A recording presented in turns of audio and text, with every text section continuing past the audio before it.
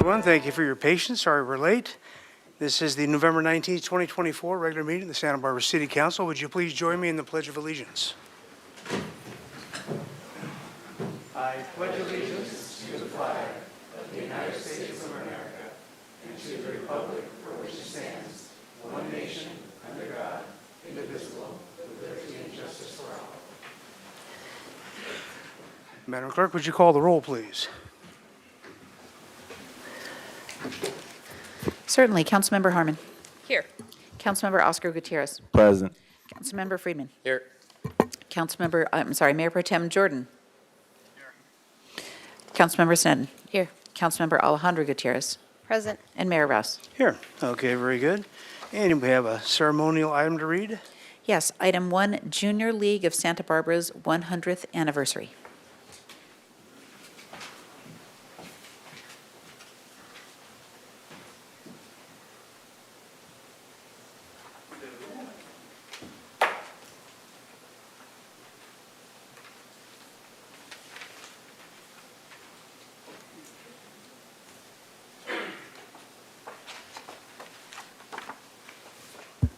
All right, this is a certificate of commemoration for the Junior League of Santa Barbara. It's 100th anniversary.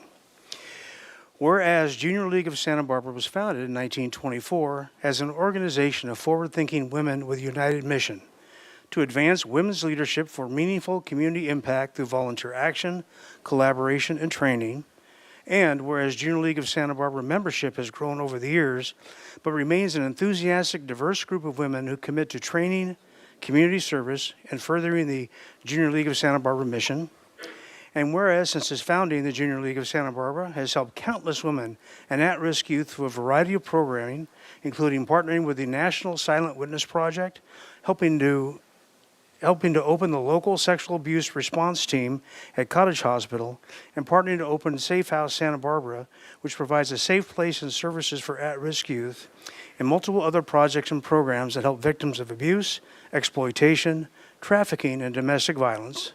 And whereas in its centennial year, the Junior League of Santa Barbara significantly increases Community Assistance Fund, allowing JLSB to grant more financial assistance to local nonprofits this year, proving that a century after its creation, its members continue to prioritize positive change in Santa Barbara. Now, therefore, I, Randy Rouse, by virtue of the authority vested in me as mayor of the city of Santa Barbara, do hereby congratulate all current and past members and board members of the Junior League of Santa Barbara on its milestone 100th anniversary. I thank you for all your good works within the community. Congratulations.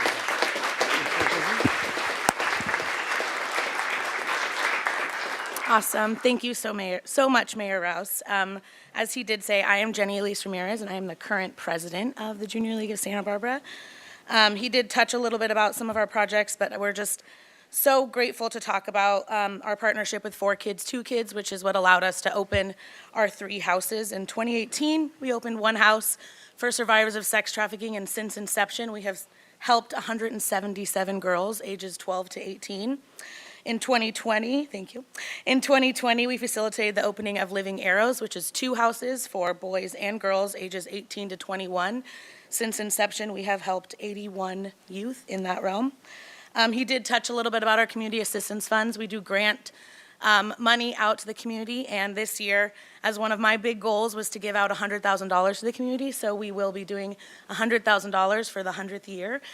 So tons of nonprofits will be applying for those grants, and we'll be able to really make a huge impact with giving a lot more money than just $1,000 or $2,000 in that realm. I'm very proud to be the president of this incredible organization of change makers, and together we're proving that when you empower the present, they lead, thrive, and shine. So thank you for recognizing the Junior League of Santa Barbara for their 100 years of service to our beautiful Santa Barbara community, and I cannot wait to see what we can accomplish in the years to come. Thank you. Thank you.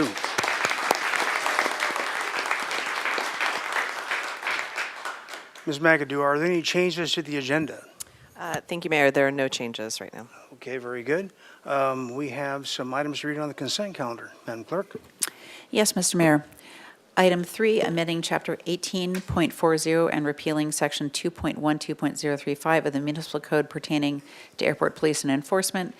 Ordinance adoption, recommendation the council adopt by reading of title only an ordinance of the council of the city of Santa Barbara amending chapter 18.40 and repealing section 2.12.035 of the municipal code pertaining to airport police and enforcement.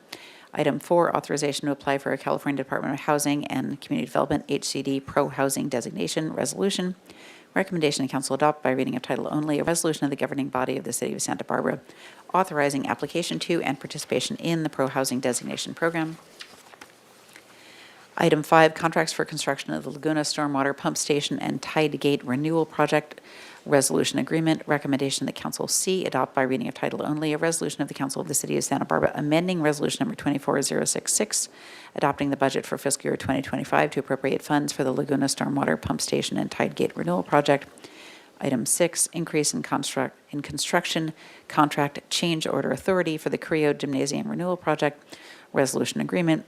Recommendation the Council B adopt by reading of title only a resolution of the Council of the City of Santa Barbara amending Resolution Number 24066, adopting the budget for fiscal year 2025 to appropriate funds for the construction of the Creo Gymnasium Renewal Project. Item 7, private property agreement and the appropriation of general fund disaster reserves for emergency repairs on Los Alturas Road, resolution.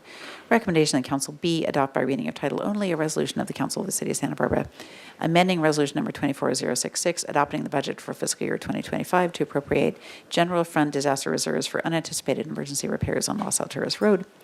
Item 8, fiscal year 2025 first quarter review, resolution. Recommendation that Council C adopt by reading of title only a resolution of the Council of the City of Santa Barbara amending Resolution 24066 to approve proposed first quarter Q1 adjustments to fiscal year 2025 revenue and expenditure appropriations as detailed in the attached schedule of proposed Q1 adjustments. And D, adopt by reading of title only a resolution of the Council of the City of Santa Barbara amending position salary control resolution 24110 for authorized positions for fiscal year 2025. The Human Resources Department requests council approval for the following adjustments, including the following position changes. Changes are effective November 30th, 2024. And that's all the consent items to read, Mr. Mayor. All right, thank you very much. I already have a request to pull item 5 by a member of the public. Are there any items that council would like to pull? Mine was item 5 as well. Okay, item 5 as well. And Madam Clerk, is anyone in line that is wanting to speak to an agenda, consent item? There are no raised, one raised hand, Mr. Mayor, Charlie Carnell. Do you know which item they're speaking to? Sorry, that person lowered their hand. There are no raised hands for consent. Okay, very good. Okay, with that then, I will entertain a motion absent item 5 for the balance of the consent calendar. So moved. Moved by Friedman. Second. Second by Harmon. May we have the vote, please? Yes, and Mayor and Council, all of the votes today will be roll call votes because one of the members is remote. So this is a motion by Councilmember Friedman, seconded by Councilmember Harmon for the balance of the consent calendar except for item 5. Councilmember Harmon. Yes. Councilmember Oscar Gutierrez. Yes. Councilmember Friedman. Yes. Mayor Pro Tem Jordan. Yes. Councilmember Snedden. Yes. Councilmember Alejandro Gutierrez. Yes. And Mayor Rouse. Aye, that passes unanimously. Thank you.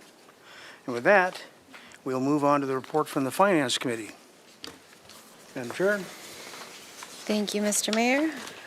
At Finance today, we had 3 items. The first one was the Housing Rehabilitation Loan Program grant for $430,000 to the Housing Authority of the City of Santa Barbara for the Santa Barbara Green Mobile Home Park located in the 1200 block of Punta Gorda.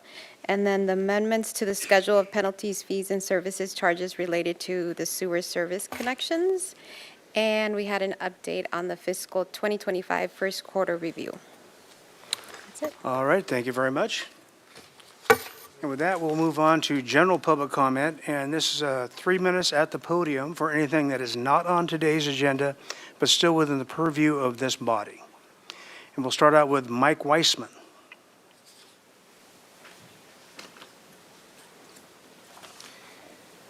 Hello. I'm here today to voice my opposition to a proposed development at 5 105 East Los Olivos. It's not in front of this body yet, but it may well be. There's political implications behind it. I've left a photo at your desks which illustrates very graphically, it's a picture from the Independent article on this, illustrates very graphically what we're up against here. It would be outrageous to have a building, an 8-story building right next to the Mission. A modern building doesn't fit the character of the neighborhood. The neighborhood is residential and it's historical. It's right next to, it's a property that's between the Mission and the Museum of Natural History. It would be outrageous to have that there. So I'm trying to get the ball rolling to voice citizen opposition to it. Please, when you get to considering this, please consider there's important safety issues here. To put 250 people on East Los Olivos, which leads into Mission Canyon Road, would be a terrible roadblock in case of emergency, in case of fires. So please take that into consideration. I encourage you to have a look at the website next door. There's an active citizen discussion going on there, and there's a very good proposal there for other things to do with that property besides putting a big apartment building there. So thank you very much. Thank you. Anita Samaha? Hi, I would also like to voice my opposition to the same building structure that Mike Wiseman stated, and for all the reasons that he stated. Additionally, I think there's going to be environmental impact that is worrisome. And on top of it all, I feel that if we are going to be providing more low-income housing, that it should be more than 50 units. If it's a 250-unit building, that there should be more offered. But ultimately, I'm in opposition of that particular spot for housing for folks, for all the reasons that he stated. Thank you. Thank you. Clint Orr?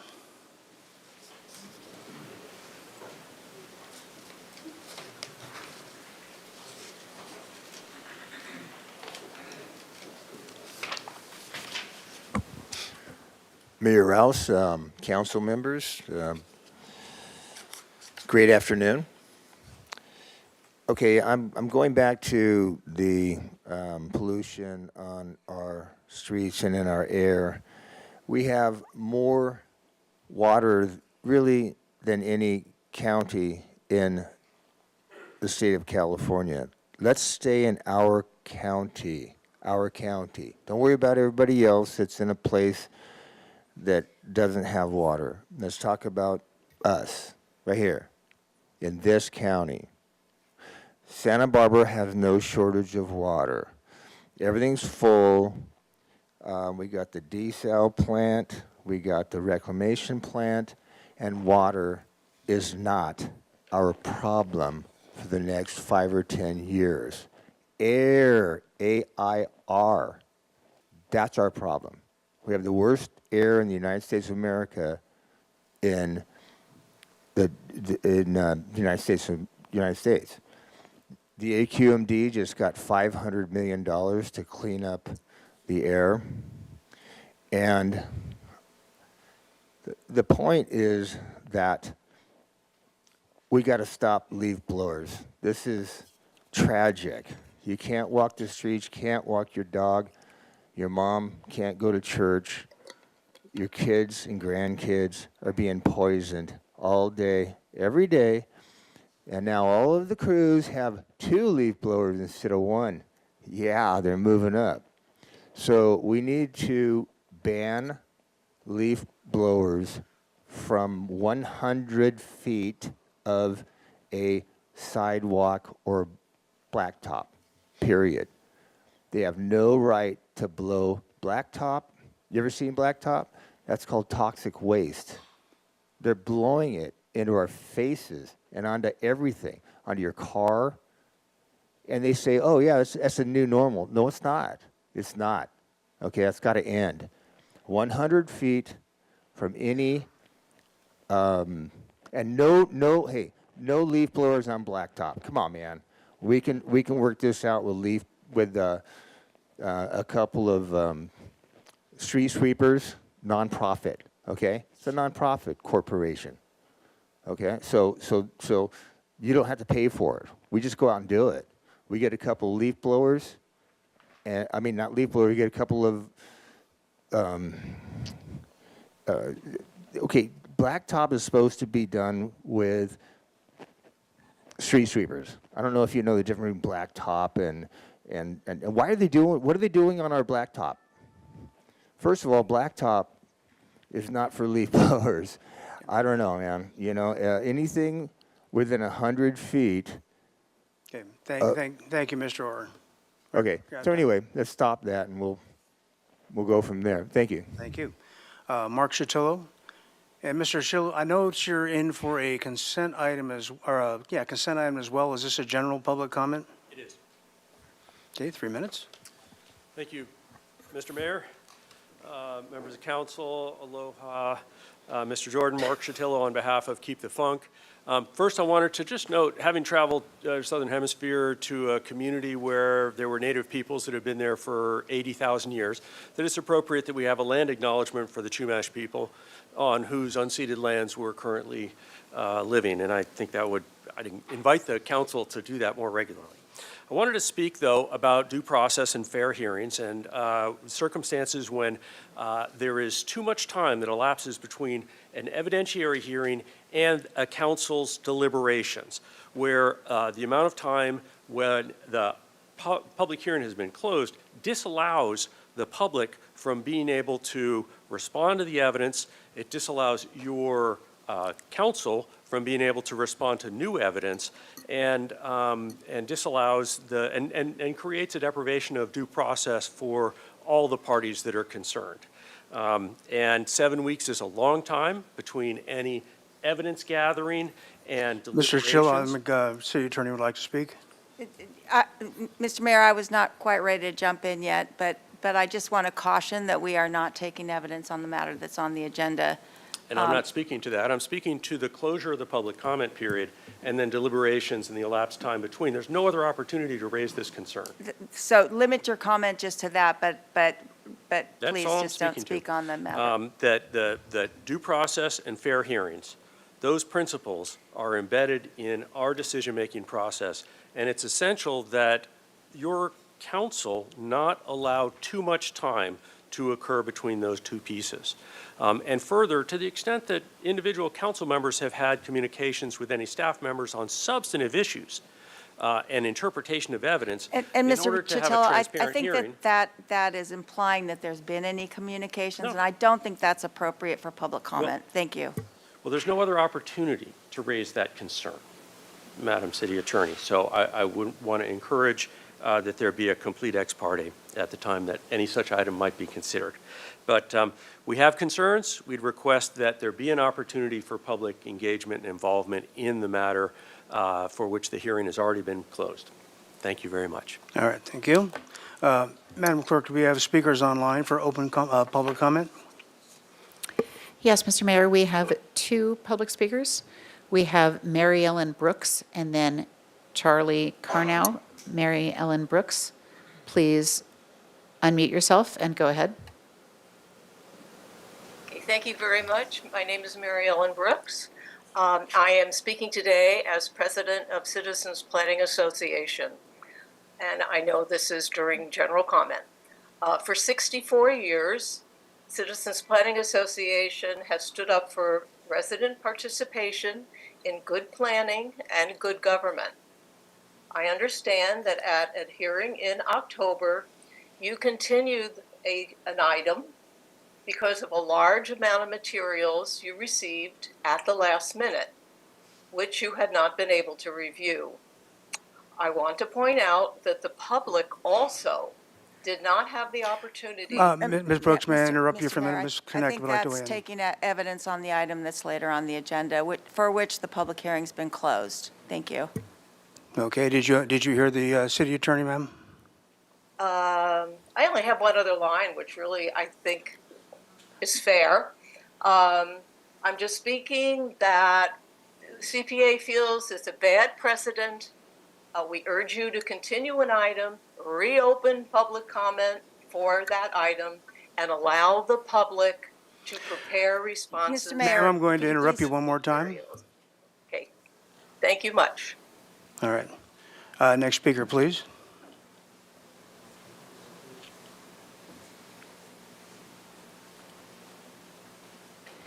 Our final speaker is Charlie Carnow. Charlie Carnow, you can unmute yourself and go ahead. Hello, good afternoon. My name is Charlie Carno, and I represent Unite Here Local 11, the Hospitality Workers Union. For many years, our members have advocated for low-cost accommodation throughout the coastal zone, at times risking their jobs as whistleblowers to do so. To this end, we are concerned to read the October 3rd memo that city staff released regarding a hotel project at 17 to 21 West Montecito.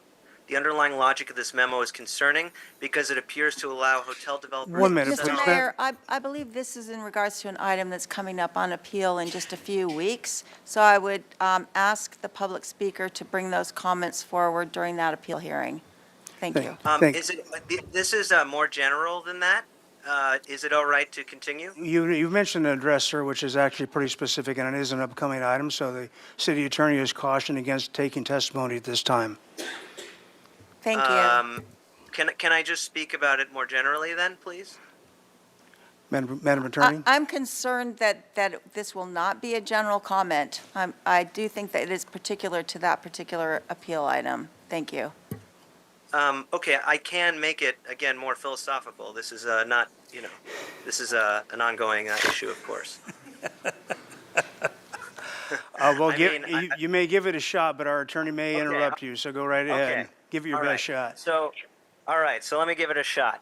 It is not right to use amenities as a means of considering whether something is luxury, because hotels in high-demand areas are some of the most desirable and profitable luxury hotels, where guests place a premium on unique experiences offered and close proximity to high-demand areas rather than hotel amenities. That's particularly true in the coastal zone, where access to the beach is a primary draw. It's arbitrary to sort of decide what is a luxury amenity or not. It leads to arbitrary decision-making. Secondly, it's important that we consider nightly rates, the median cost of a hotel room, and deeper analysis to determine whether a hotel is actually high cost. Thirdly, I would encourage the city in this issue to use the statewide rate to determine whether a hotel is high or low cost, rather than the more subjective, which is the standard practice, rather than the more subjective amenity-based approach. And I encourage you not to, as a general principle, not to use the amenity-based approach, and to please adhere to the statewide rates in determining whether something is affordable. Thank you. All right. That was sufficiently evasive to stay out of trouble on that one. Madam Clerk, are there further speakers online? No further speakers, Mr. Mayor. Okay, with that, we will close general public comment and move on to the consent item that was pulled, which is item 5. First of all, Ms. Gutierrez, you wanted to pull it as well. Do you have a comment? I don't have a comment. I just want a city staffer to give more of a background of why this is in consent, just to the public. Just give some history about this item. Mr. DeMore?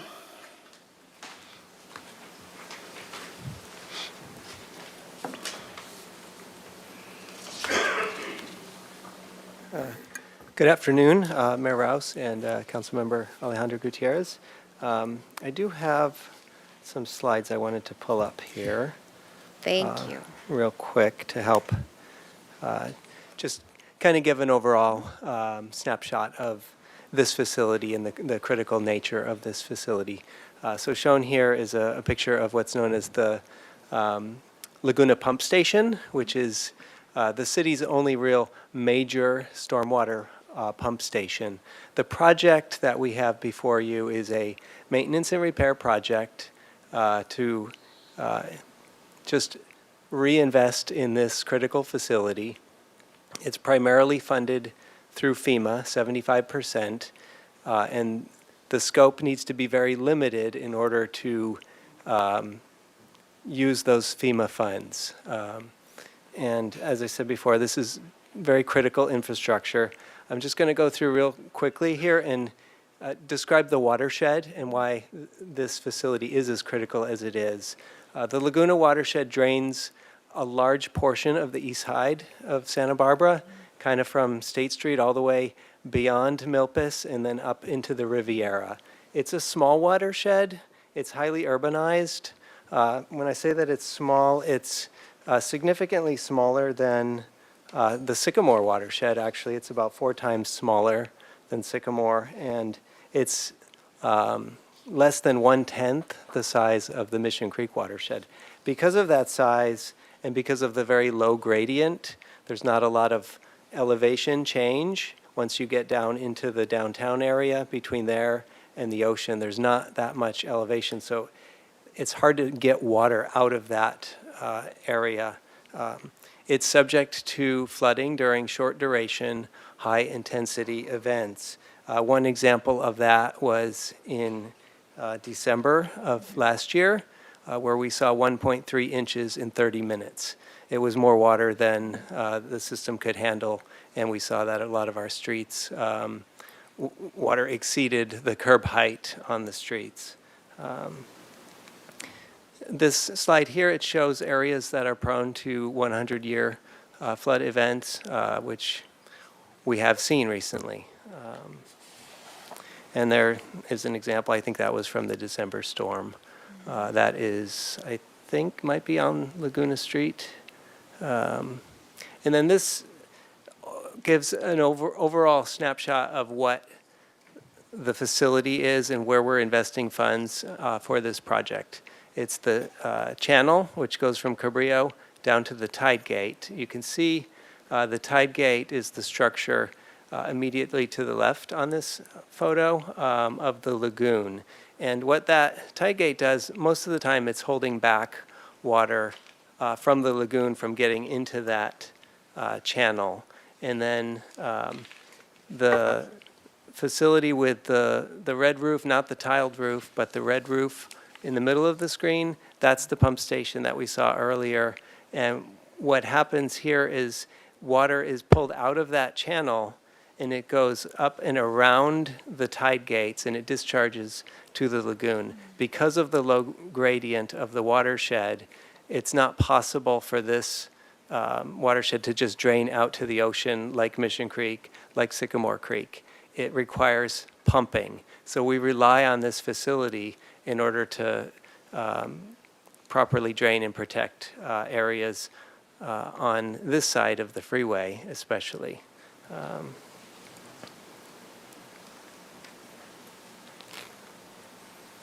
Let's see, and then, yeah, there's just some photos here. And this gives a sense of the condition that this facility is in. It is quite old. The tide gate itself, we haven't invested a lot of funds in this in a while. So this is, again, it's a maintenance and repair project to ensure the operational reliability of this facility.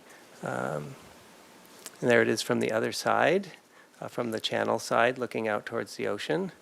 And then, again, just looking straight on at the pump station.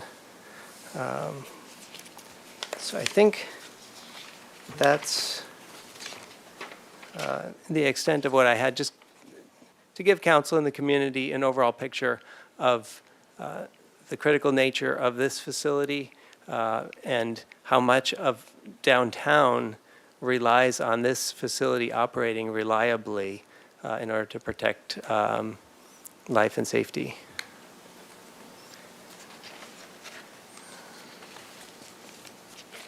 All right, very good. Thank you so much. Okay. We do have a speaker for this item, Mr. Chatillo. 3 minutes, please. Oh, I'm sorry, Miss, can you? Okay, before Mr. Chill, Ms. Sneddon, go ahead and ask your question, please. It's a brief question. Thank you, Mr. Mayor. Can you just remind us, this item has come before Water Commission, Creeks committee, just if you could just refresh us on that has occurred and they've been reviewed by those two bodies.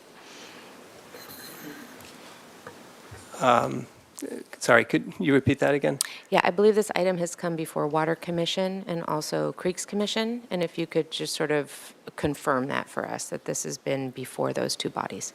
Councilmember Snen, I'm not sure that this project was taken to Water Commission, and I'd have to check as well as far as creeks. I'm sure that it has in the past, but I'm thinking in the more recent past, I'm not sure what the last time we went. Oh, okay, thank you. Mr. Chatillo.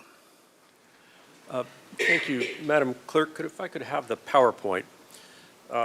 Mr. Mayor, members of the council, Mark Chatillo, I'm here on behalf of Keep the Funk, and I really am glad we're having this conversation. This is a critically important bit of our infrastructure, as Engineer DeMoore indicated, and we understand. Boy, this is really fun. Okay, there we go. Let's see if that one goes okay. Now, let's just show the thing. There we go.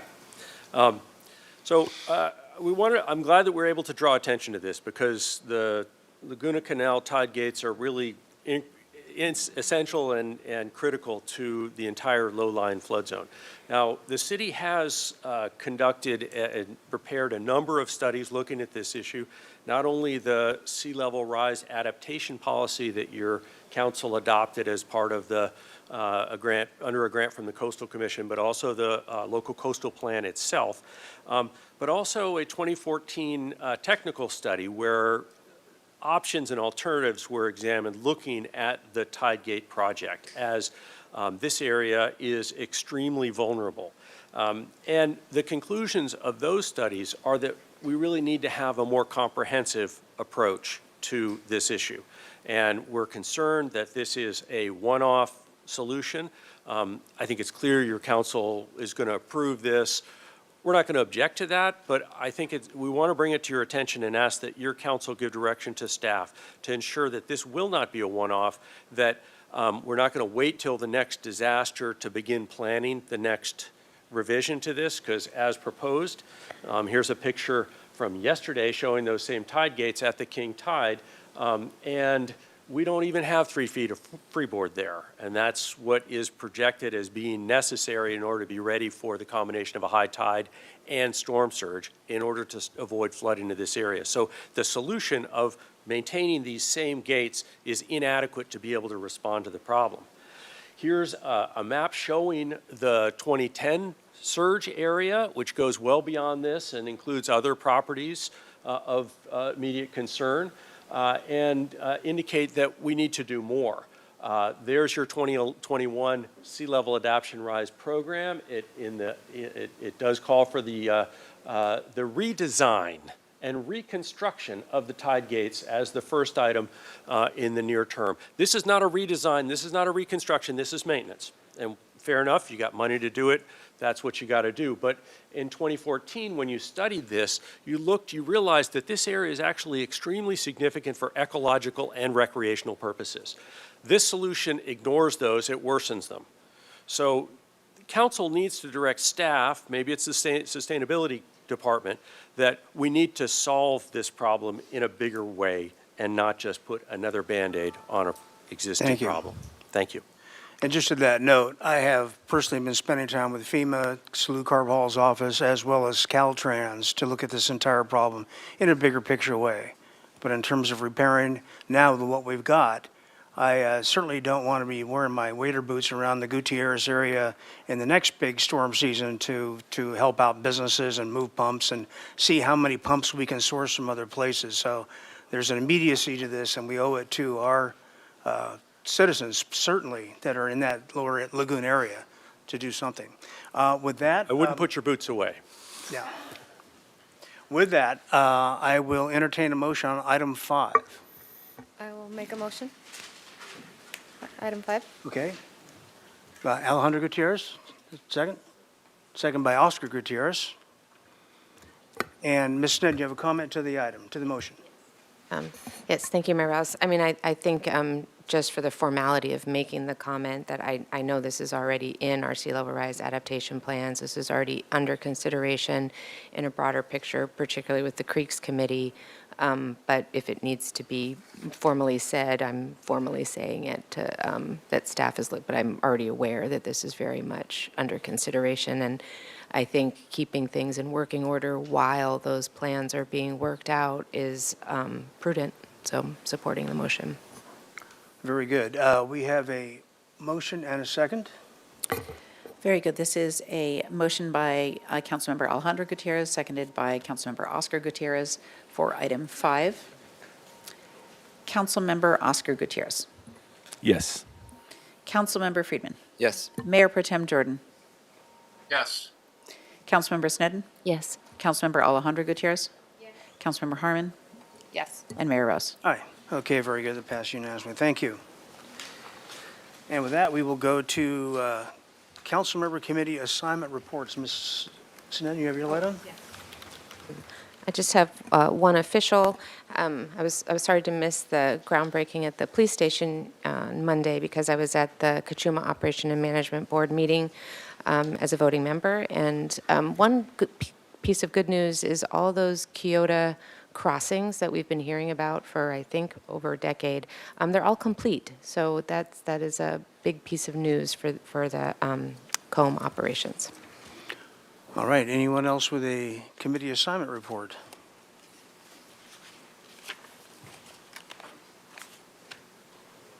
All right. Very good. And with that, we will move on to our next item, which you would read, Madam Clerk. And that is item 14, appointments to city advisory groups. All right, very good. So this is what we do as a result of all the interviews that people have done to come in to apply for our city advisory groups. And with that, Ms. Welch will be keeping score for us. Are you keeping the tally? And why don't you describe the procedure you'd like to see us to run up here? Good afternoon, Council, Mayor and Council. So the process would just be you take each advisory group in alphabetical order. If anyone has nominations, please announce your nominations. And then after nominations are heard, you could go ahead and vote for which advisory groups you'd like to appoint. Okay. And as we do that, we'll take just nominations as they come for each of these things. That is correct. Okay, is everybody ready to roll on this? Okay, Ms. Wells, kick us off. If you could please announce the name of the advisory group and take it from there. If you could please announce the name of the advisory group and take it from there. Okay, well, we'll start out with the Airport Commission. And we have 2 vacancies. I'll nominate Craig Alexander and Steve and Greg. I'll nominate Joel Sullivan. Bowen and Bennett. I'm sorry, which were the ones again? Bowen and Bennett. Okay. Anyone else? And, okay, and I'll put mine in for Greg and Bowen. So we're just putting our nomination in? Okay, we're not. So my would be Steph and Greg.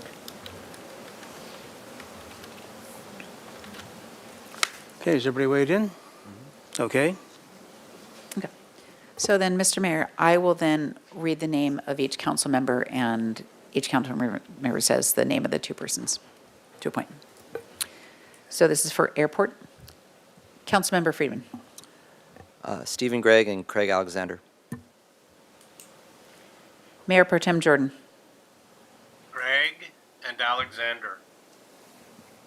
Councilmember Sneddon. Bowen and Bennett. Councilmember Alejandro Gutierrez. Alexander and Greg. Councilmember Harmon. Greg and Bowen. Councilmember Oscar Gutierrez. Sullivan and Greg. And Mayor Rouse. Greg and Bowen.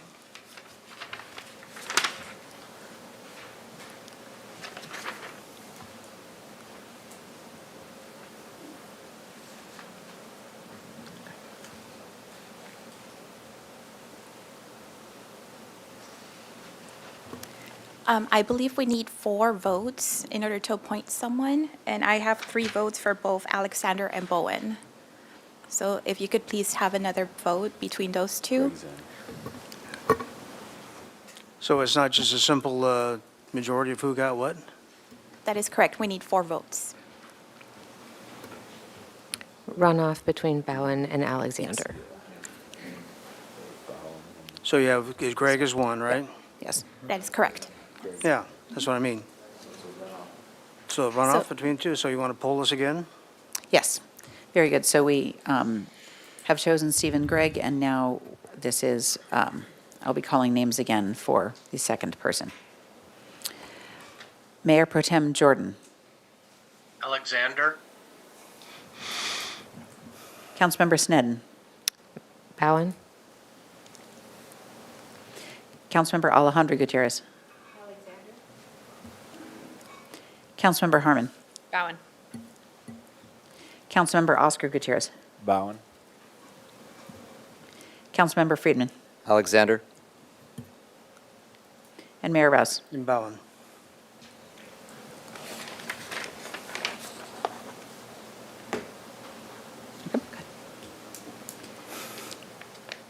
And I'm sorry, were those votes were for Paul Bowen? Mhm. And so Paul Bowen is selected as the Okay, so Greg, second person. thank you.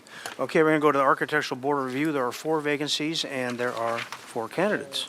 I move we appoint by acclamation. All Moved four. by acclamation. Second? Second, okay. So moved. So we have those 4 members there that are qualified. Does it still have to be a roll call on this? Let's do that briefly, and this is all 4 by acclamation, and I'm sorry, who was the mover and the seconder? That was, Mover was Harmon, seconder Friedman. yeah. And this is for Anderson, Black, Noon, and 6 for Architectural Board of Review. Councilmember Snedden. Yes. Councilmember Alejandro Gutierrez. Yes. Councilmember Harmon. Yes. Councilmember Oscar Gutierrez. Yes. Councilmember Friedman. Yes. Mayor Pro Tem Jordan. Yes. And Mayor Rouse. Aye. Okay, very good. We'll move on to the Arts Advisory Committee. We have 2 vacancies and 1 applicant. Move by acclamation. Moved by acclamation. Second by Friedman. Very good. That is a motion by Councilmember Snedden, seconded by Councilmember Friedman, to appoint Soshi Tafoya to the Arts Advisory Committee by acclamation. Councilmember Alejandro Gutierrez. Yes. Councilmember Harmon. Yes. Councilmember Oscar Gutierrez. Yes. Councilmember Friedman. Yes. Mayor Pro Tem Jordan. Yes. Councilmember Snedden. Yes. And Mayor Rouse. Aye. Very good. We'll move on to the Building and Fire Code Boards of Appeal. We have 3 vacancies, 1 applicant. Move by acclamation. Second. Friedman, Dan Harmon, first and second. Very good. This is Building and Fire Code Board of Appeals, moving John Maloney, and with motion by Councilmember Friedman, seconded by Councilmember Harmon.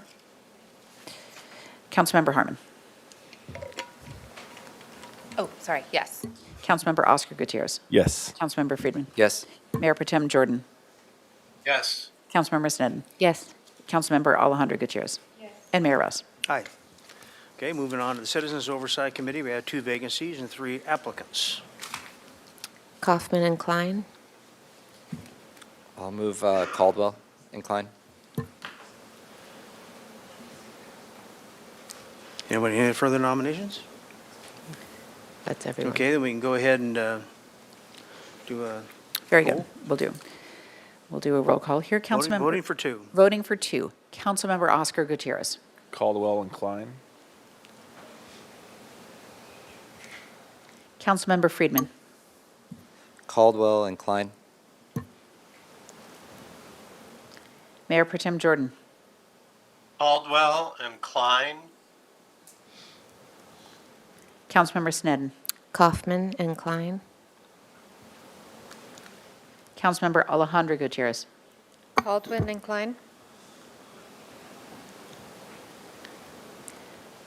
I'm sorry, Councilmember, was that Caldwell and Klein? Yes. Caldwell and Klein for Councilmember Alejandro Gutierrez. Councilmember Harmon. Kaufman Klein. And Mayor Rouse. Caldwell and Klein. Very good, and that's appointing Caldwell and Klein? Caldwell and Klein to Citizens Oversight. Okay, very good. Moving on to Community Development and Human Services Committee, we have 7 vacancies and 1 applicant. Move by acclamation. Second. Friedman and Alejandro Gutierrez, first and second, okay? Very good. This is a motion by Councilmember Friedman, seconded by Councilmember Alejandro Gutierrez for Community Development and Human Services Committee to appoint Jennifer Diaz by acclamation. Councilmember Friedman. Yes. Mayor Pro Tem Jordan. Yes. Councilmember Snedden. Yes. Councilmember Alejandro Gutierrez. Yes. Councilmember Harmon. Yes. Councilmember Oscar Gutierrez. Yes. And Mayor Rouse. Aye. All right, thank you. Community Events and Festivals Committee, 1 vacancy and 1 applicant. Move by acclamation. Okay, it's Snedden and Harmon. Very 1 good. and 2. This is a motion by Councilmember Snedden, seconded by Councilmember Harmon, to move Kirsten Cahol by acclamation to Community Events and Festivals. Mayor Pro Tem Jordan. Yes. Councilmember Snedden. Yes. Councilmember Alejandro Gutierrez. Yes. Councilmember Harmon. Yes. Councilmember Oscar Gutierrez. Yes. Councilmember Friedman. Yes. And Mayor Rouse. Aye. Very good. We'll move to Downtown Parking Committee. We have 3 vacancies, 2 applicants. Move by acclamation. Second. Very good. This is a motion by Councilmember Snedden, seconded by Councilmember Friedman for the Downtown Parking Committee to appoint Matt Labrie and Michael Ramsey by acclamation. Councilmember Snedden. Yes. Councilmember Alejandro Gutierrez. Yes. Councilmember Harmon. Yes. Councilmember Oscar Gutierrez. Yes. Councilmember Friedman. Yes. Mayor Pro Tem Jordan. Yes. And Mayor Rouse. Aye. Okay, very good. We'll move on to the Fire and Police Commission. 2 vacancies, 2 applicants. Move by acclamation. Second. Okay. Moved and seconded. This is a motion by Councilmember Friedman, seconded by Councilmember Alejandro Gutierrez for the Fire and Police Commission to appoint Daniel Herlinger and Gary Hill by acclamation. Councilmember Alejandro Gutierrez. Yes. Councilmember Harmon. Yes. Councilmember Oscar Gutierrez. Yes. Councilmember Friedman. Yes. Mayor Pro Tem Jordan. Yes. Councilmember Snedden. Yes. And Mayor Rouse. Aye. Very good. Go to Harbor Commission. We have 1 vacancy and 1 applicant. Move by acclamation. Second. Second. Okay. Friedman, Gutierrez. Very good. This is for the Harbor Commission. We have a motion by Councilmember Friedman, seconded by Councilmember Alejandro Gutierrez to appoint Adam Stanowick.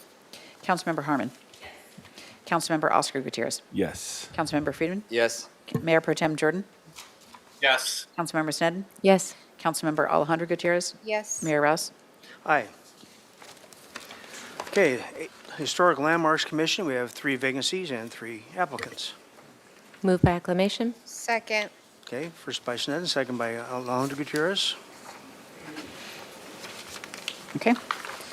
This is for the Historic Landmarks Commission, motion by Councilmember Snedden, seconded by Councilmember Alejandro Gutierrez to appoint by acclamation. Councilmember Oscar Gutierrez. Yes. Councilmember Friedman. Yes. Mayor Pro Tem Jordan. Yes. Councilmember Snedden. Yes. Councilmember Alejandro Gutierrez. Yes. Councilmember Harmon. Yes. And Mayor Rouse. Aye. Very good. Moving on to the Library Board, 1 vacancy and 1 applicant. Move Move. by acclamation. Second. Moved by Friedman, second by Snedden. This is a motion by Councilmember Friedman, seconded by Councilmember Snedden for the Library Board to appoint Margaret Crocco by acclamation. Councilmember Friedman. Yes. Mayor Pro Tem Jordan. Yes. Councilmember Snedden. Yes. Councilmember Alejandro Gutierrez. Yes. Councilmember Harmon. Yes. Councilmember Oscar Gutierrez. Yes. And Mayor Rouse. Aye. Thank you. We'll move on to the Metropolitan Transit District Board, 2 vacancy and 5 applicants. I'll recommend Bauke and Israel. Okay, Lemberger and Tabor. okay. Any further nominations? Okay, so it's between Bauke, Israel, Lemberger, and Tabor. Let me go ahead and poll the council members, please. Very good. Mayor Pro Tem Jordan. Lemberger and Tabor. Councilmember Snedden. Lemberger, Tabor. Councilmember Alejandro Gutierrez. Same. Councilmember Alejandro Gutierrez saying Lemberger and Tabor. Councilmember Harmon. Lemberger, Tabor. Councilmember Oscar Gutierrez. Bauki, Israel. Councilmember Friedman. Lemberger, Tabor. Mayor Russ. Lemberger, Tabor. Very good. Lemberger and Tabor appointed to the Metropolitan District Board. Okay, we'll move on to the Neighborhood Advisory Council. We have 9 vacancies. We have 4 applicants. Move through acclamation. Acclamation, Gutierrez, Second. second by Alejandro Gutierrez. Very good. This is for the Neighborhood Advisory Council. We have a motion by Councilmember Oscar Gutierrez, seconded by Councilmember Alejandro Gutierrez, to appoint Ray Fenazin, Sullivan Israel, Joanna Kaufman, and Peter Smith by acclamation to the Neighborhood Advisory Council. Councilmember Sneddon. Yes. Councilmember Alejandro Gutierrez. Yes. Councilmember Harmon. Yes. Councilmember Oscar Gutierrez. Yes. Councilmember Friedman. Yes. Mayor Pro Tem Jordan. Yes. And Mayor Russ. Aye. Thank you. We'll go to Parks and Recreation Commission. We have 4 vacancies, and this is the youth intern. No, wait. Yeah. No, sorry. This is for the Parks and Recreation Commission. We have 4 vacancies, 1 applicant. Move by acclamation. I'm sorry, we have 4 vacancies and 4 applicants. That's what I have too. Yep. Oh, I'm sorry, I read that wrong. You're exactly right. 4 vacancies, 4 applicants. Still, we could say, Move through acclamation. thank you. Second. We're looking ahead. Very good. This is a motion by Councilmember Friedman, seconded by Councilmember Sneddon for the Parks and Recreation Commission to appoint Nicole Clark, Rob Nielsen, John Price, and Michael Ramsey. Councilmember Alejandro Gutierrez. Yes. Councilmember Harmon. Yes. Councilmember Oscar Gutierrez. Yes. Councilmember Friedman. Yes. Mayor Pro Tem Jordan. Yes. Councilmember Sneddon. Yes. And Mayor Rouse. Aye. Very good. We'll move on to Planning Commission. We have 2 vacancies, and we have 6 applicants. I'd like to nominate Terry Jory and Benjamin Peterson. I would like to nominate Dominguez and Joy. Wiscombe and Peterson.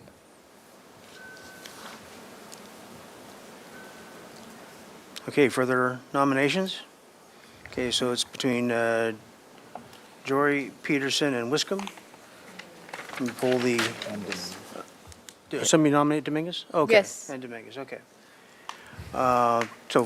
Very good. Can we go ahead and pull the Yes. numbers, please? Yes, okay. So this is for, give me one moment. Okay, this is for the Planning Commission. You are voting for 2. Councilmember Harmon. Wiscombe, Peterson. Councilmember Oscar Gutierrez. Jory Peterson. Councilmember Friedman. Wiscombe, Peterson.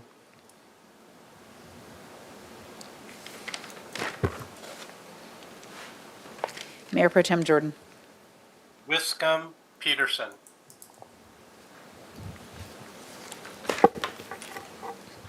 Councilmember Sneddon. Wiscombe, Peterson.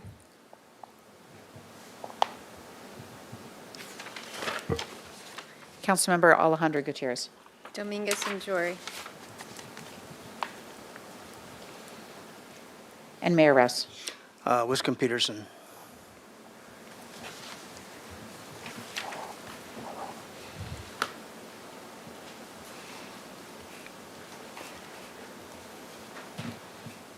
And that is appointing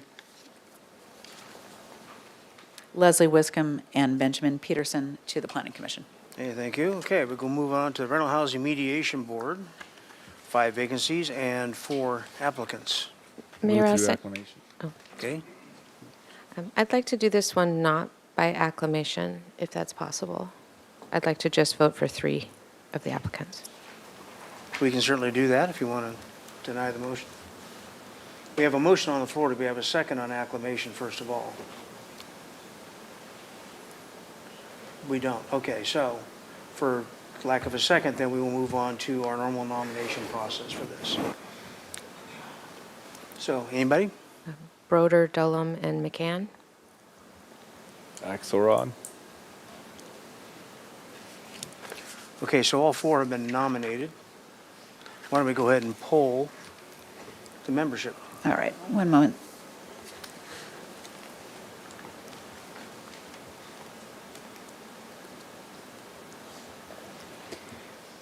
Okay, this is for the rental housing Mediation board. mediation board. Voting for up to 5? Up to 4. Up to 4. Councilmember Oscar Gutierrez. Axelrod, Broder, Dullum, and McCann.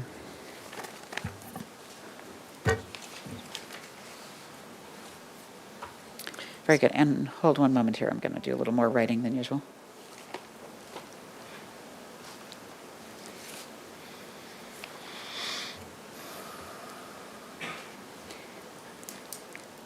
Councilmember Friedman. All four of Axelrod, Broder, Dullum, McCann.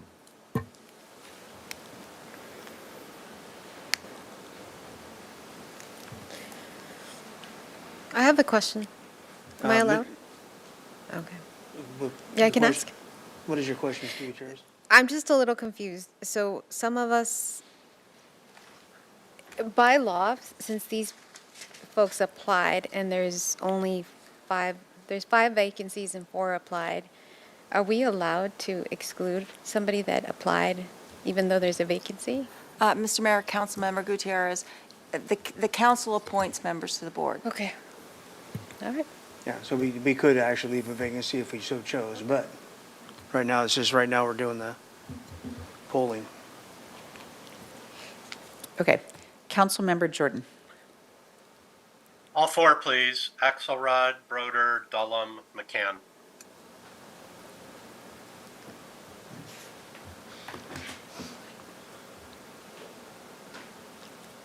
Councilmember Snedden. Broder, Dullum, McCann.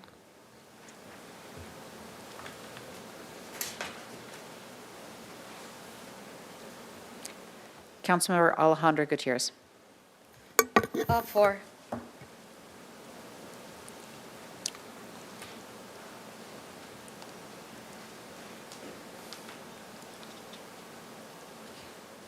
Councilmember Harmon. Broder, Dullum, McCann.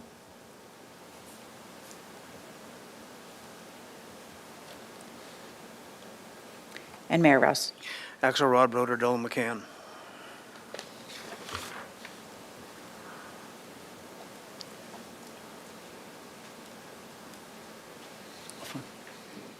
And all 4 applicants are appointed: Richard Axelrod, Daniel Broder, Justin Dullum, and Cindy McCann to the Rental Housing Mediation Board.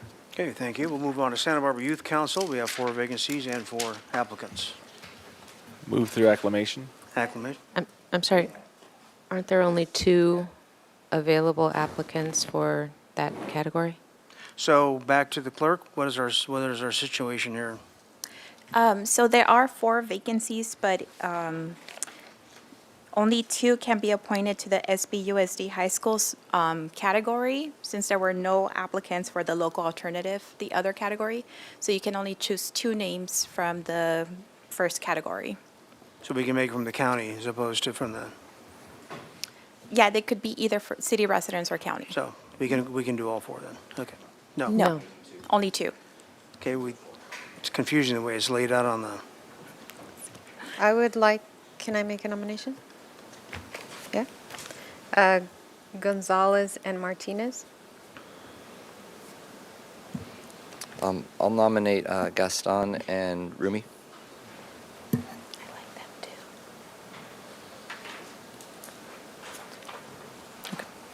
okay, is that all 4? Okay, let's poll the crew. Okay, this is for Santa Barbara Youth Council. Please vote for 2. Councilmember Friedman. Gaston and Arshad. Mayor Pro Tem Jordan. Gaston and Arshad. Councilmember Snedden. Gonzalez and Martinez. Councilmember Alejandro Gutierrez. Gonzalez and Martinez. Councilmember Harmon. Gaston Arshad. For Councilmember Harmon, that was Gaston and Arshad. It was a little quiet. The mic issue. Councilmember Oscar Gutierrez. Gaston and Arshad. And Mayor Rouse. Gaston Arshad.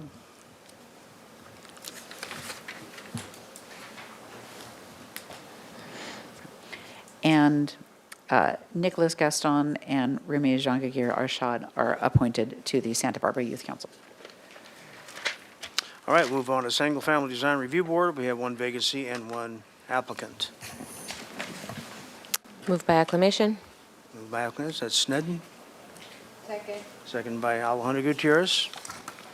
You have the roll call, please. One moment, Mr. Mayor.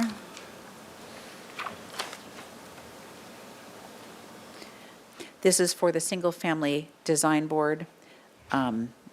Motion by Councilmember Snedden, seconded by Councilmember Alejandro Gutierrez to appoint Christopher Richards by acclamation. Mayor Pro Tem Jordan. Yes. Councilmember Snedden. Yes. Councilmember Alejandro Gutierrez. Councilmember Harmon. Yes. Councilmember Oscar Gutierrez. Yes.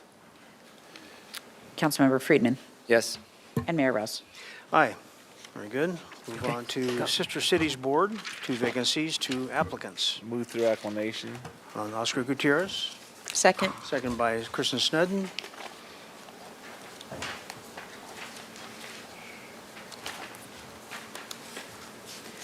One moment.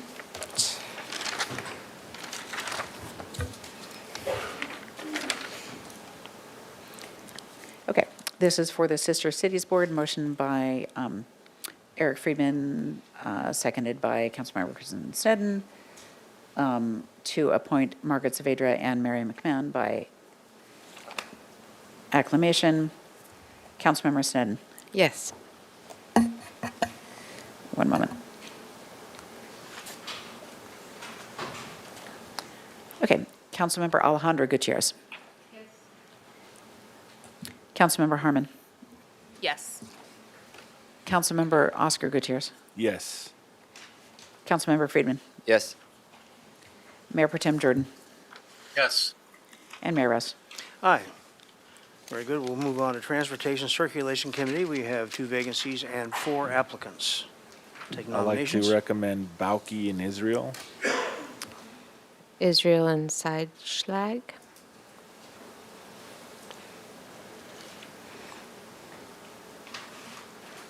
Anyone else?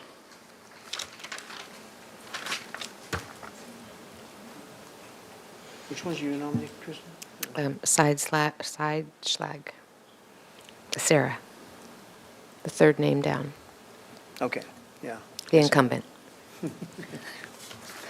All right, very good. Yeah. So Traveler was not nominated, right? Okay, ready?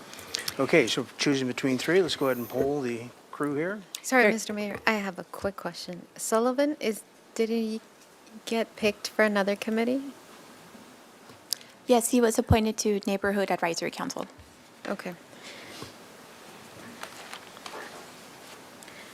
I would actually like to nominate Thomas to the list.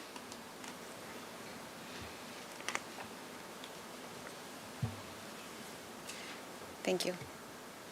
So it's all four. Ready? Okay, all Ready? four. Very Yeah, good. just go ahead and poll the group, please. Okay, this is for the Transportation and Circulation Committee. You are voting for two.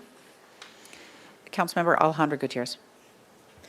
I'm not going to pretend to be able to pronounce these last names, so first name Sarah and Thomas.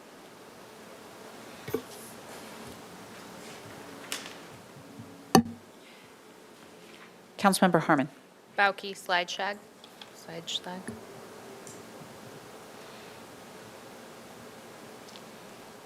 Councilmember Oscar Gutierrez. Bauke, Israel. Councilmember Friedman. Bauke, Seitschlag.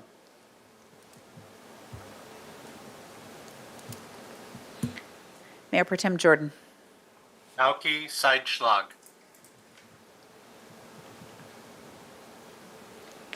Councilmember Snedden. Israel, Seitschlag.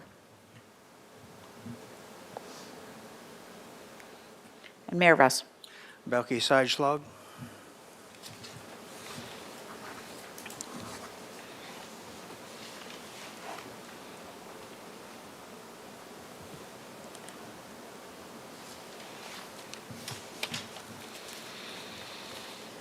And Ms. Welch, please confirm, but I believe that is Sarah Slideshog and Ian Bauke That is correct. appointed as the two members to Transportation and Circulation.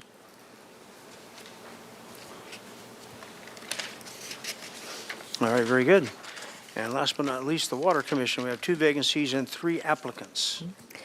Davis and Schneider, and I'd just like to add that they're both, as currently serving on the Water Commission, they're just invaluable members. Okay. Second. And second. Okay, now we got our endorsements out of the way. Shall we, anybody else not make a nomination?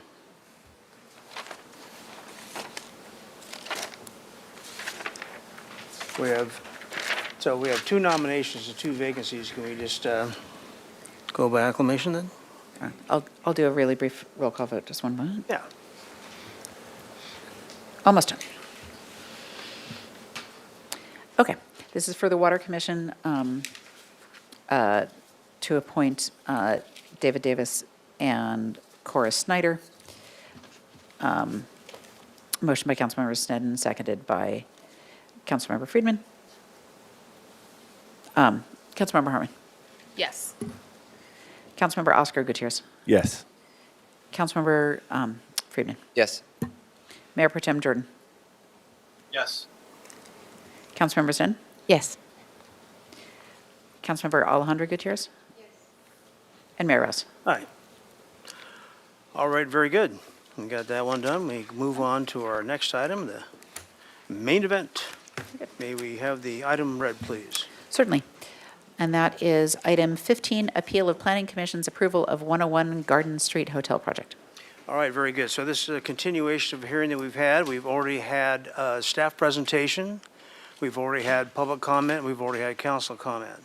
So this will be for council to deliberate and to vote. So there are no new items, no new testimony going forward. Ms. Connector, would you like to add anything to that? Thank you, Mr. Mayor. I don't really have anything to add, except for that council has already asked questions. So we've already had all public testimony, oral and written. We won't be taking any more today. The record's been closed on that. So today will be for council to make findings, deliberate, and make a decision. Thank you. All right, and Mr. Freeman, you have your light on. Yeah, this is for the city attorney, because it's relevant to the deliberations. So there was 2 items that came up. One was the local housing trust fund, which is the additional $500,000 towards it, and then also Councilmember Harmon had raised the issue of using the statewide for the room rates. And staff was saying you had to look into that. Can you give us direction on both of those before we begin our comments? Mr. Mayor, Councilmember Friedman, staff will be discussing those, and we would like you to, if you accept the recommendation on that. With regard to the applicant's offer to add another $500,000 to the local housing trust fund, we would like that to be added to the recommendation. And also, staff can discuss the issue with regard to the low-cost visitor-serving housing. Thank you. Discuss it here right now, or? Yes. It We could add would to be the motion. helpful. They can answer that question for you. Yeah. That will not be, we don't recommend that there be a change to the conditions of approval on that. Should we issue. have them talk about that before we begin deliberations, or what's appropriate to get information on that since it came up at the last hearing? They could answer that question quickly right now, I think. Yeah, and Mayor Rouse and Councilmember Friedman, I think Ms. Kennedy has a brief statement to kind of rewind the discussion and bring you all up to speed. But with regards to the visitor serving accommodation, our LUP doesn't have a low-cost serving study that we've accepted yet, so we don't have the numbers and the, to do what Councilmember Harmon had hoped to do, which is to lock in a certain range. It's something that we will look into for future projects and continue to work forward. So at this time, we're regulating it through the conditions of approval, which are generally through limiting amenities to the hotel. All right, Ms. Harmon, you have a comment, question? No comment, just a quick follow-up question. So it's, our LUP specifically says that we have to have a study in order to condition or connect room rates to some other metric. That's a function of our specific LUP, not like a statewide. Right. We have a policy that will prepare a study. The study was prepared in 2017. We got comments back, but it hasn't moved forward. Okay, thanks. Hopefully we could do that. All right, very good. So with that, Ms. Kennedy, did you have something you needed to add, or? Yes, just a little intro. We have a recommendation that I'd like to go over and then talk about the findings for just a brief moment. So our recommendation from staff from last time is to deny the appeals and approve the project, making the findings set forth in section 4 of the council agenda report dated October 1st, 2024, subject to the conditions of approval in the Planning Commission resolution, which is attached to your report, with an amendment to condition of approval 2DF to allow water use for the project site to be 16.67 acre feet per year, and also to add the additional $500,000 to the condition that only references the initial $500,000. And then also, I have slides of the findings, so once you get to deliberations, if you'd like me to pull up the findings that are from the staff report, I can provide those for you to look at. And that concludes my intro. Thank you. Okay, very good. And with that, it comes back to council for deliberation, comments at all. Ms. Sutton. Thank you, Mayor Rouse. And I do want to preface by saying that it is difficult with the long period of time that's passed. But just coming back to it, I'm going to try to make it as simple as possible for myself, is just that the EIR is just no longer valid. There, you can either reconsider an EIR or have supplements to EIRs when there have been substantial changes to a project in either the circumstances or new information. And the old EIR from 1983, it already determined that there were significant impacts. And just to talk about, I mean, just to take us back in time to 1983, I mean, that was a time when it was still cool to break open your thermometer and play with the mercury. I mean, really, a lot has happened in science since then. And, you know, I would be prepared to say, I mean, I think an actual EIR has to be done. I did ask the applicant really specifically if the soils or the plumes or the contaminants had been characterized, and that's a pretty specific question about that means, you know, do you have a handle on it? Do you know where it is, where the boundaries of it are, what kind of risk to remobilization? And the applicant said no, that it wasn't characterized, and that to me is, you know, I'm not even relying on that I have a sort of particular expertise in contaminant plumes in groundwater, but the risk to remobilizing outside of the project area, it hasn't been sufficiently, with sort of modern science, hasn't been characterized. And on top of that, we now have our sea level rise adaptation plan. The applicant also referenced using USGS models, but I found that inconsistent to the USGS models that we paid consultants and had incorporated into our sea level rise adaptation plan using the Cosmos models from the USGS. And, this whole council voted to approve those. And so that's also new information. And then within that sea level rise adaptation plan, some of the things that were discussed were that the one hotel down at the waterfront that shows up as an island, regardless of how high the sea level rises, is what was at the time Fess Parker. And Fess Parker, part of their agreement was that they had to build up on a mound. They had to build up the ground to be above what even at that time projected sea level rises. And now this is decades later. We have so much more information.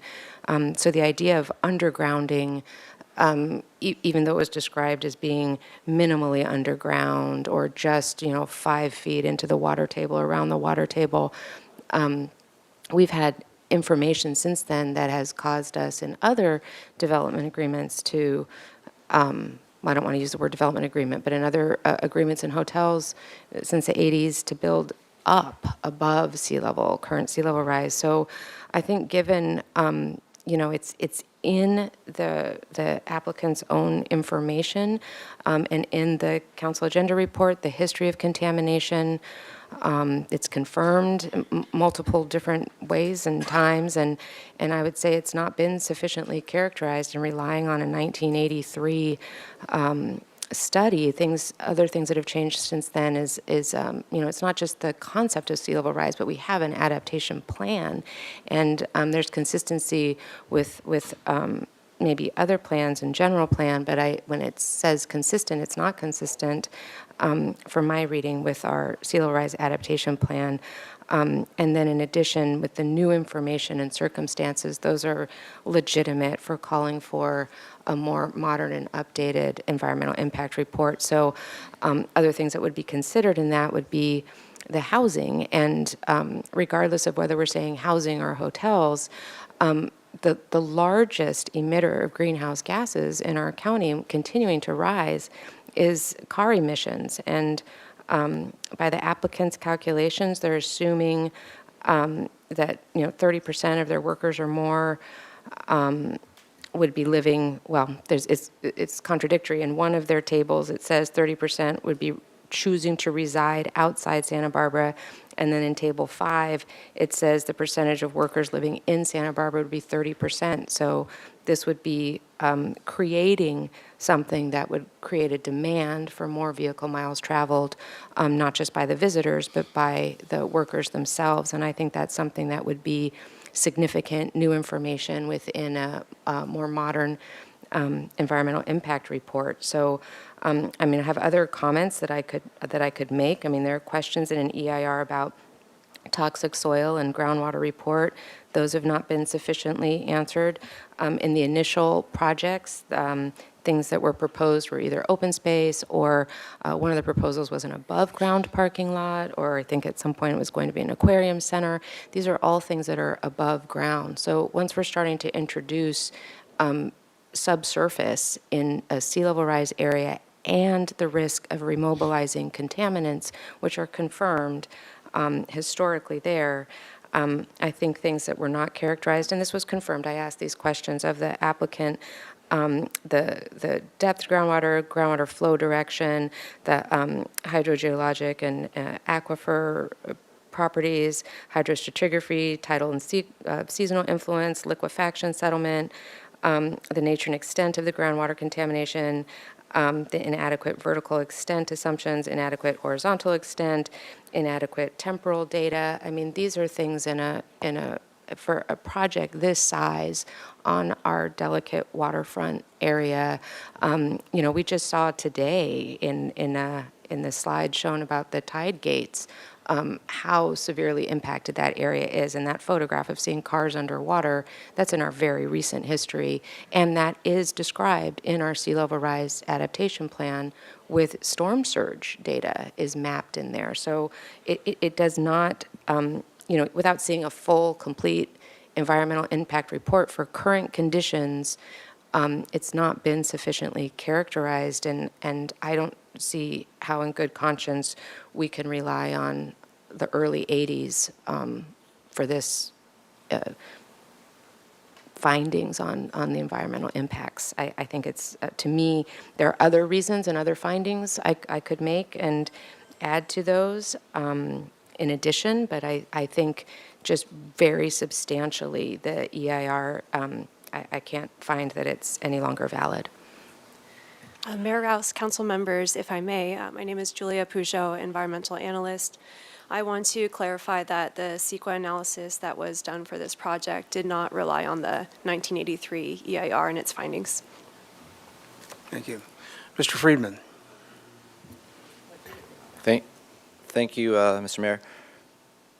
Appreciate your comments, Councilmember Sneddon. This one's a tough one for me. It's a big moment down the funk zone. I understand the appellant's reasoning and all that they presented, but unfortunately, I can't uphold the appeals, and I'll walk through some of the issues. Beginning with, it's a complex land use matter, not only because of the specific plan, but that's where I'll start. There is a lot to that. It's different than if it was just a straight up project right now. The specific plan at the time, it might have been right at the time, but there was no time limits for effectuating it. I think that's something we've learned, because if it goes on for 40 years later, the community priorities have changed, the science on sea level rise, especially in the coastal zone, has changed. All these different things have changed, but the specific plan is still there. And in particular, an issue for me is the city almost 30 years ago extracted the value of Garden Street punching through to the coast, or to Cabrillo, and that came out, it was a $17 million value if you did it today. And although we're not beholden to approve it because of that, it presents a significant challenge because there is this significant value, and I don't know what would happen if that became an issue, and we've already used that, extracted our value of it, and to deny the project. That's a large X factor that's unknown the way I read the evidence that's presented. In terms of housing and hotels, it's important to understand that because this has come up, it came up in the Planning Commission, so I'm going to try to address it in a very high general level. Housing is a priority for our community right now. I think everybody agrees to that, and we need to construct as much affordable housing as we can. We're under intense pressure under state mandates, but everyone also knows that the mandates that are coming down from Sacramento aren't giving us the type of housing that we want, which is affordable. It's creating a lot of market rate and creating a lot of other significant challenges within communities. And if this project, say, didn't go forward, the hotel, and it became a housing project, I went with staff and it was presented at the hearing. What would happen to this property most likely is they're not going to build all affordable. They're going to use the tools that are out there that the state allows, most likely bonus density. And this is, again, the most likely case. It could be something different, but if we were to get a housing project there, the base density is 122 units at 27 units per acre. If they use bonus density, they would get 140 market rate units and only 7 affordable units, just 7. And who knows what that project would look like, because when you're dealing with bonus density and some of the, using through the state laws, you can get concessions. So we could get a project that, whether or not you like this project, we have no idea what that other project could do. And then you're getting 140 market rate units. And if we're not careful, this is a bigger issue. If we're not careful, especially that close to the coast, and we just start building market rate units for the most part, we could actually be ceding access to the coast for all of California, because you essentially have those who can afford to be on the coast living these large structures that are multi-stories right there, that are diminishing the views, that are diminishing the experience of people to access the coast. So there's a larger issue that goes beyond this, but it's something that we need to address, all coastal communities need to address, because I don't think we want to have these 4 or 5 story market rate housing units down there. But that's a potential that could come out there.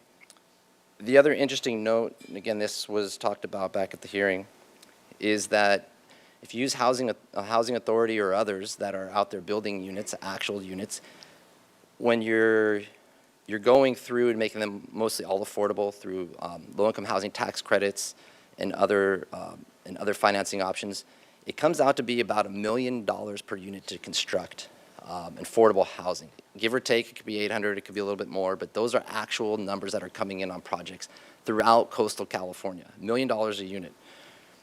And kudos to the Planning Commission, and I appreciate the applicant working to address that through the project, so they added 6 units on site, and now the $1 million to the Local Housing Trust Fund. So if you do the math of $1 million per unit, they're building 6, you add the $1 million, that's 7. If you did a housing project, you get the same number of affordable units. If you're doing it dollar-wise, a dollar-to-dollar comparison, there'd be 7 units out of 140, you're getting 7 units here. The difference is that $1 million would go into our Local Housing Trust Fund, and then that could actually be used to leverage and get more units. The reason this is important is there's another issue that if this was to go forward, appeal, or into the courts, how is the state of California going to use it? Is this a housing project now or not? And if you deny housing projects, there's a lot less wiggle room to deny housing projects. So that is unclear to me whether or not those 6 units would actually effectuate some kind of different review through the state housing legislation there, and could put us at risk if we were to deny the project.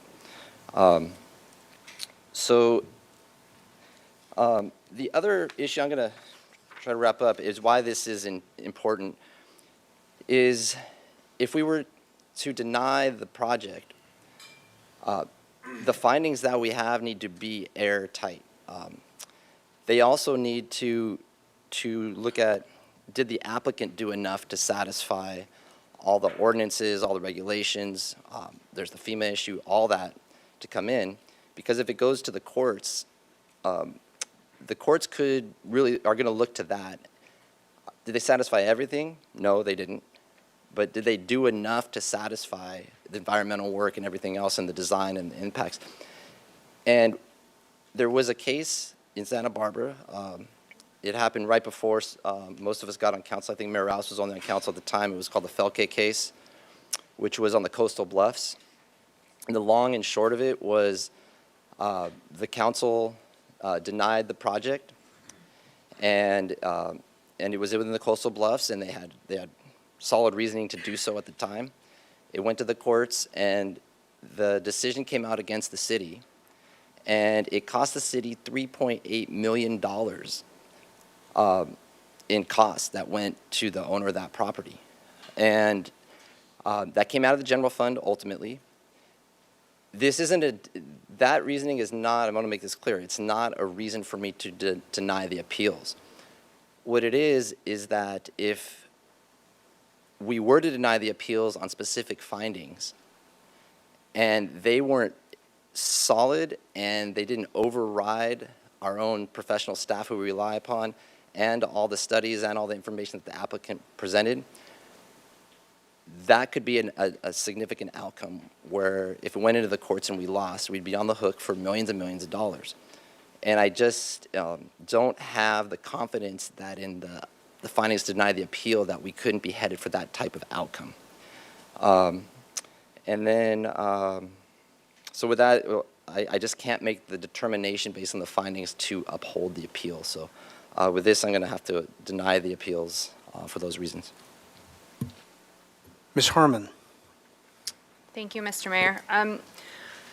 Well, I want to start, I guess, by saying that this is one of those cases, and I often find myself in this position when we have quasi-judicial hearings like this, where my heart and my head are a little bit at war, because I do want to recognize how special the Funk Zone community is, and how admirable it has been the way that they have come together to really think about what it is that they want for the future of their community. And I have incredible respect for that, and in a lot of ways share very many of the concerns.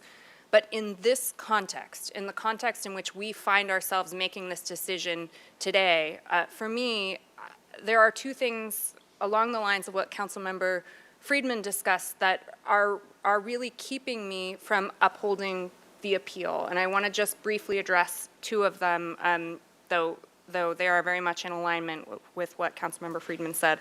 First is the specific plan.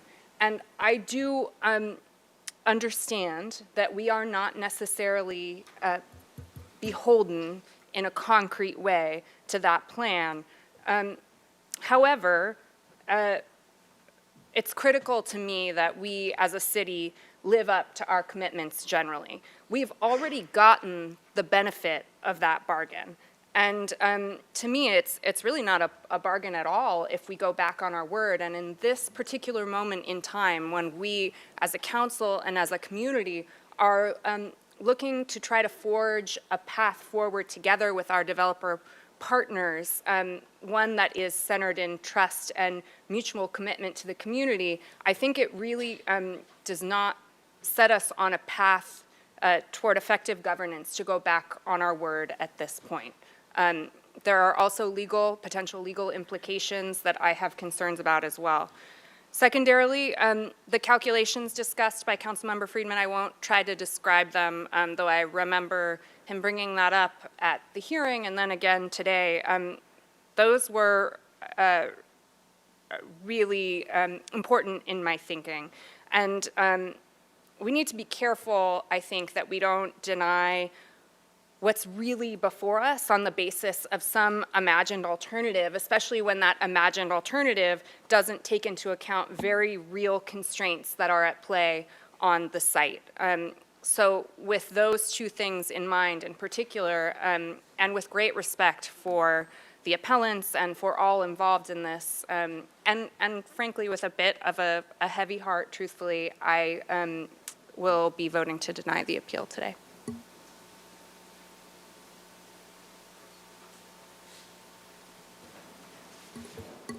Councilmember Sneddon, before we go second round, does anybody else want to speak beforehand? Councilmember Jordan, you have your hand up?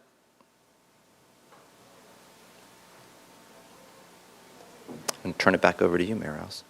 Hang on, I'm just plugging away. Can you hear me? Yes, we can. All right, I'll go ahead. So I agree also with many points that are in the concerns raised, whether technical or non-technical. The two phrases I heard there that really call that out are, heart over head or feelings over findings. But this is a technical decision that resonates with me with most of what Councilmember Friedman and Councilmember Hardman said. One of the phrases that's overused in much of the conversation is sound community planning. And my experience in the sandbox is that sound community planning is fundamentally based on the adopted policies and land use ordinances that we have in place. Not the ones that you wish were in place, or not the ones that you'd like to apply ad hoc or du jour.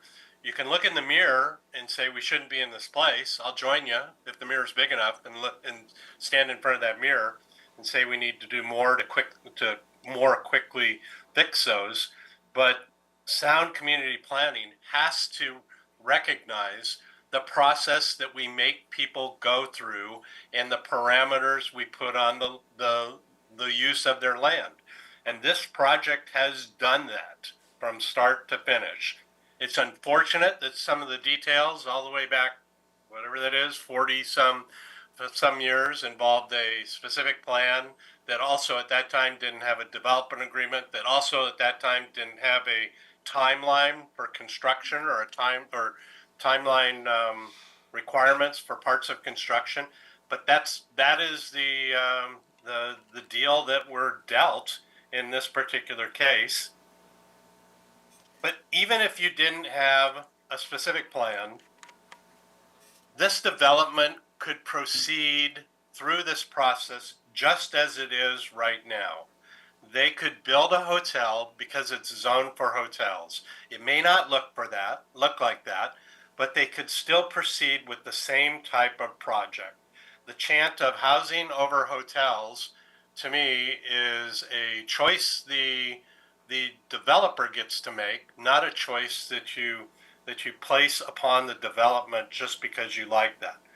Many of the other points that were made as concerns are part of the appeal that have been resolved in both staff's agenda reports, or were even further addressed in responses, prior responses from the applicant to the appealing parties' narratives that took the responses even past staff's affirmation that we had a complete project that met the requirements that could move forward.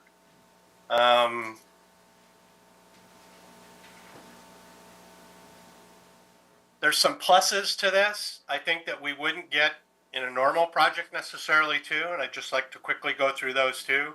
I think half extended stay rooms are by far a more economical coastal zone option, which is both one of our goals and the Coastal Commission goals. There's wetland and drainage restoration in an area that has a history of horrible dynamics and need for a private development to be able to come in and make those improvements.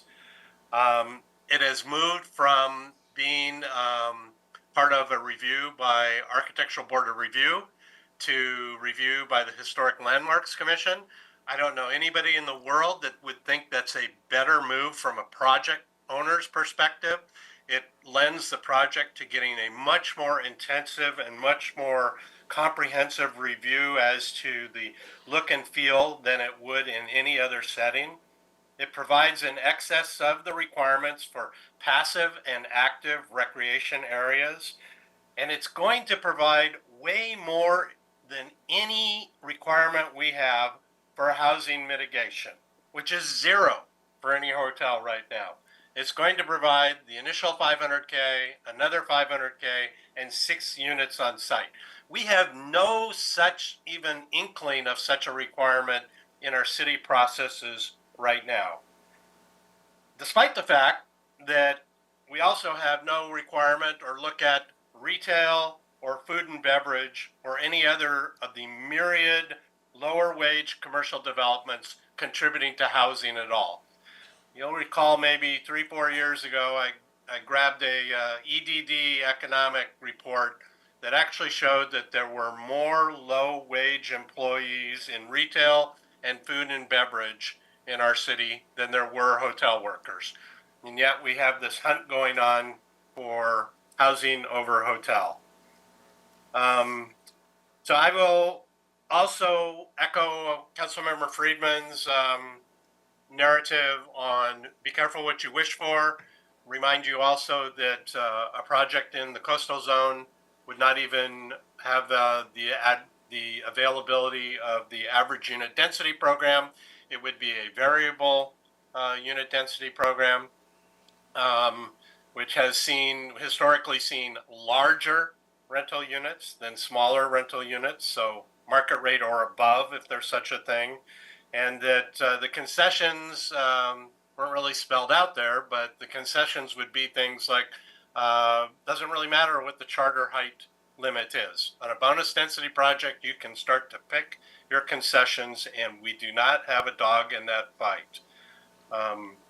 So for those reasons, I can make the findings A through E in the October 1st council agenda report, and subject to those conditions of approval.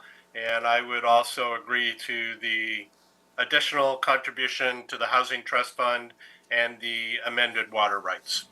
Thank you, Mr. Mayor. Thank you, Mr. Jordan. Ms. Snedden?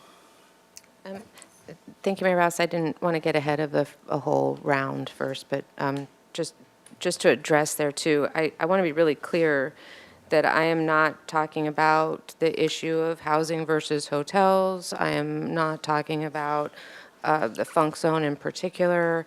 I'm just saying agnostic on what the use is, that all previous discussions had been on above-ground projects. And this going beneath ground is different, whether it's housing or hotel or regardless of that.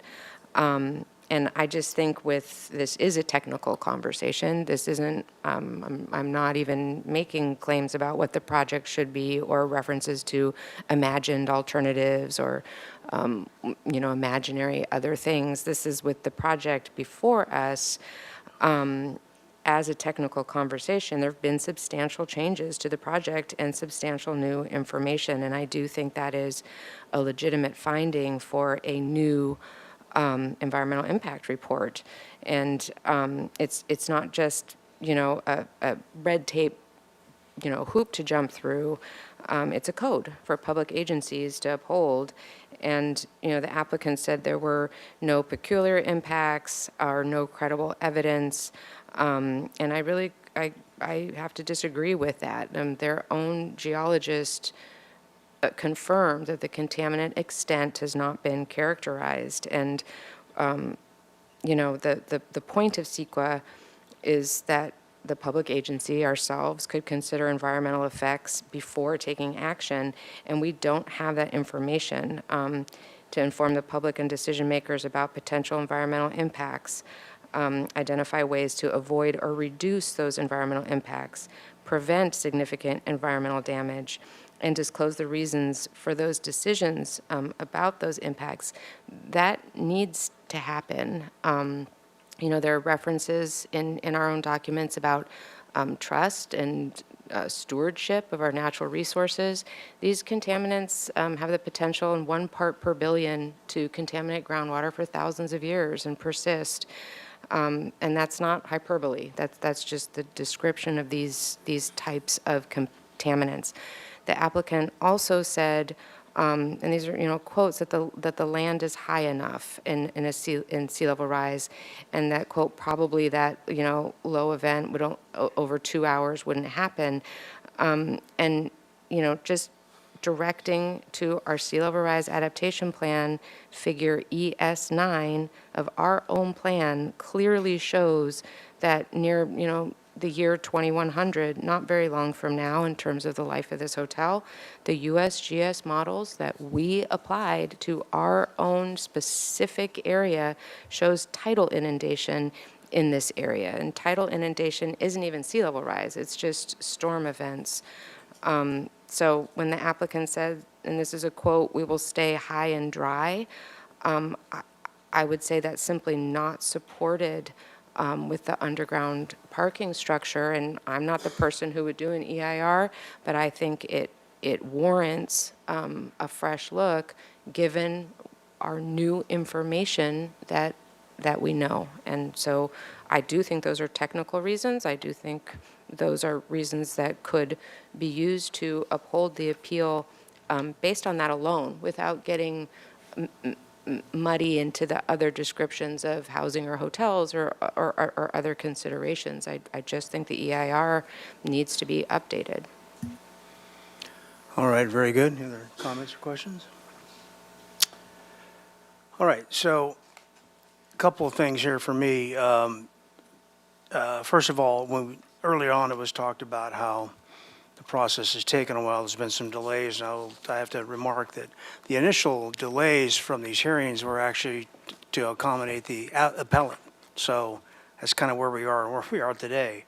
But I think the appellant's made some great points, but I think the applicant has categorically responded to all those points, particularly when it comes to the environmental aspects of what is there that we know and what is there that we are not sure about yet. And I'll go back to a quick story about Lot 6, because Lot 6 is where the Granada Garage is today. And we did all our corings and we got it all ready to go, and we said we got 2,000 cubic yards of toxic soil to deal with. At the end of the day, we had 20,000 cubic yards of soil. A lot of stuff we didn't know until we got there. The applicant is going to have monitoring the entire time he does the borings and whatnot, things that we can't do currently because it's covered with containers.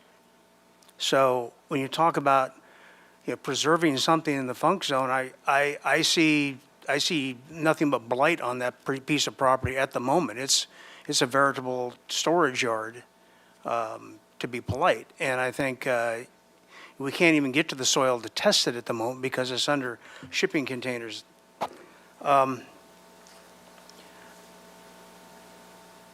There's the value of the easement, which Mr. Friedman talked about. There's a few places, and I know Ms. Nedden said her decision wasn't based on housing. Other organizations have talked about housing or whatever. We talk about keeping the funk zone, keeping the sanctity, but if it was a housing project and due to 1297, they could actually build that housing project, how many units it's going to be, and not include parking.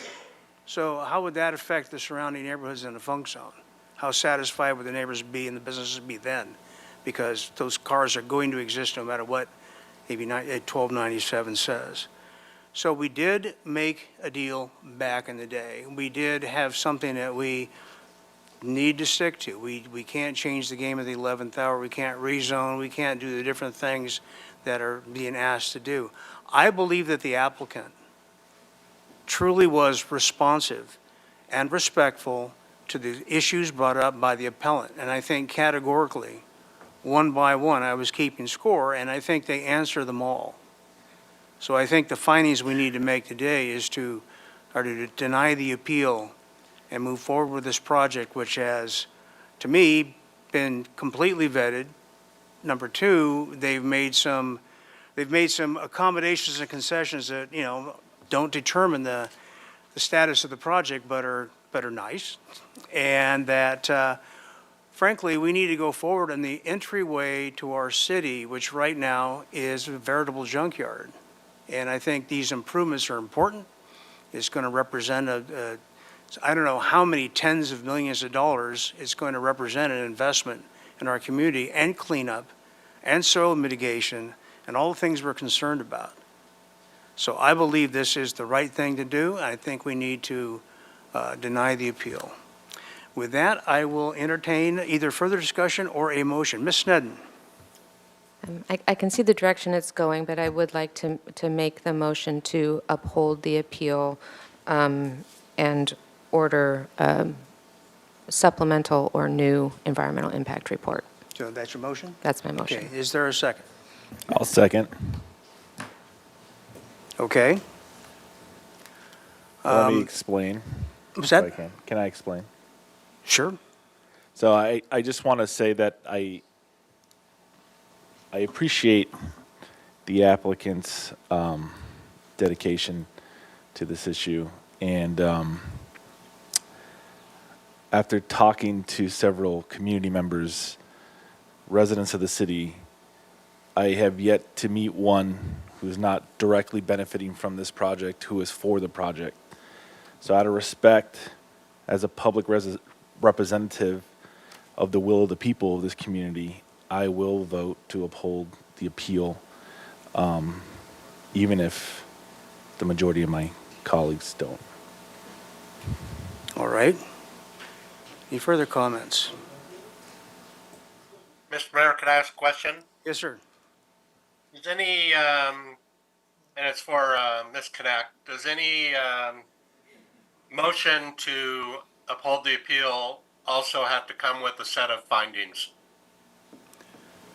Mr. Ms. Mayor, Connect. Councilmember Jordan, I believe that Councilmember Sen has made findings, and part of her motion is to order supplemental or a new environmental impact report, and her findings essentially all go to the environmental review. So, Okay. Yeah. Thank you. All right, very good. Well, my comment is to the motion, as I'll repeat myself once again. I believe that the applicant has been responsive to all the things brought forward by the appellant.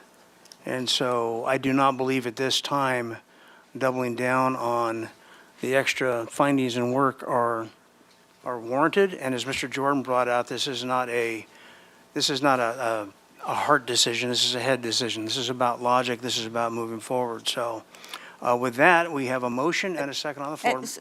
If I could just interrupt one more, if I could add to the motion, if it's acceptable, that we would actually like, if it passes, we would like the opportunity to write up a resolution with those findings and bring it back for council approval. Yes, please. Thank you. Okay, and that's good with the seconder of the motion as well? All right, very good. With that, Madam Clerk, we'll go to a roll call vote. And this is a motion by Councilmember Sneddon, seconded by Councilmember Oscar Gutierrez. May I ask you to repeat the motion? Councilmember Sneddon? Yes, it's to uphold the appeal based on the request for supplemental or new environmental impact report with request that staff bring back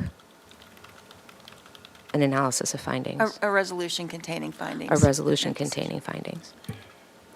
Does that match, Ms. Connect? Yes. Okay, thank you. Very good, thank you. So that is a motion to uphold the appeal based on the request for supplemental or new environmental impact report with request that staff bring back a resolution containing findings. Very good. For the vote, Councilmember Oscar Gutierrez. Yes.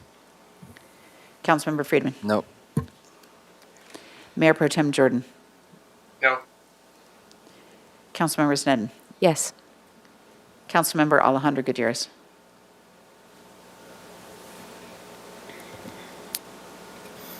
No. Councilmember Harmon. No. And Mayor Rouse. No. Motion fails. We have a substitute motion, or not a substitute motion, but a motion towards the action. Mr. Friedman. So I can get this. So motion to deny the appeals and basically what's on the screen right here, deny the appeals and make the findings set forth in Section 4 of the Council Agenda Report for the conditions of approval and the Planning Commission resolution with an amendment to condition of approval D2F to allow water use for the project site to be 16.67 acre feet and include the additional $500,000, so it'd be a total $1 million into the local housing trust fund, and then direct staff to return to council with a resolution reflecting the outcome of the appeal and the facts and findings reflecting council's decision. Okay. We have a motion on the floor, seconded by Harmon. Okay. Further discussion? If not, we'll go ahead and go to the vote.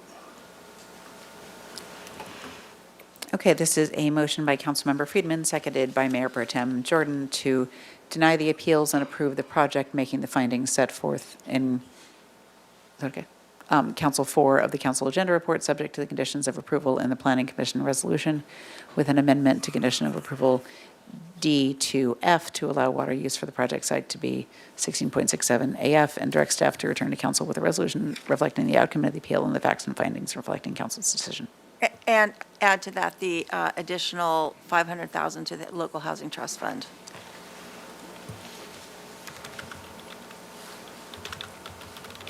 Mr. Friedman, good? Yeah, that's what I put in the motion. Very good. And adding the additional $500,000 for the local housing trust fund. Okay. Councilmember Friedman. Yes.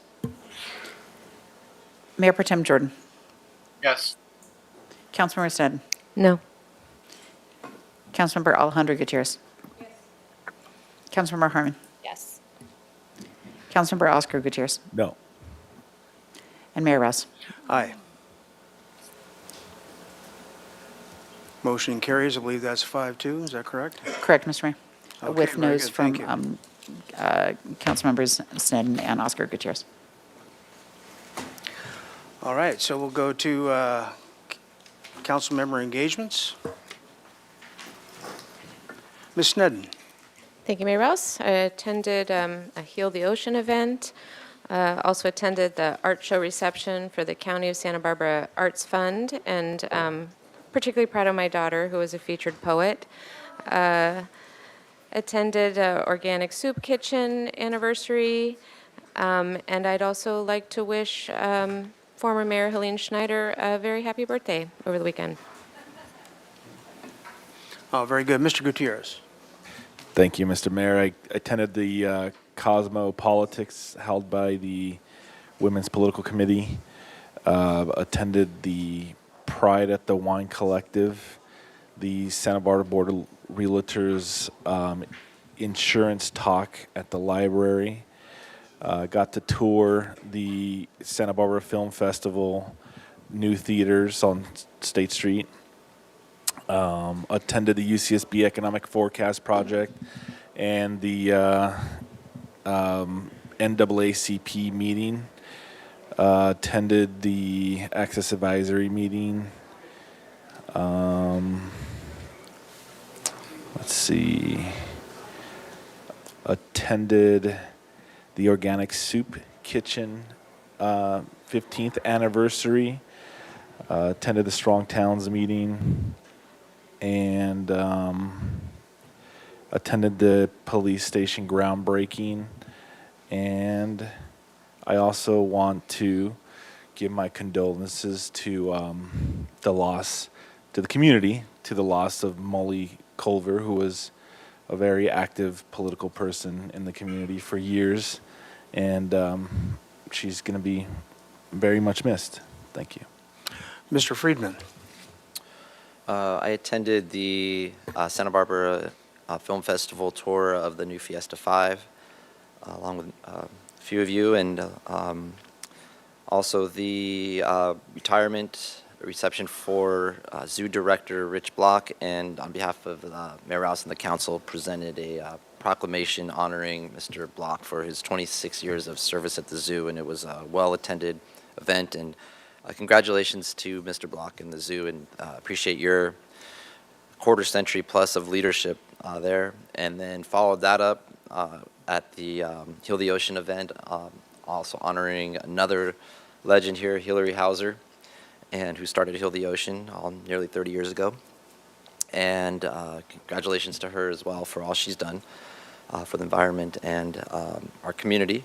And then also attended the memorial event for Molly Culver. Appreciate you recognizing her, Councilmember Gutierrez. And then the police station groundbreaking event too. And it was a long time coming and very big day for our community. Ms. Harmon. Thank you, Mr. Mayor.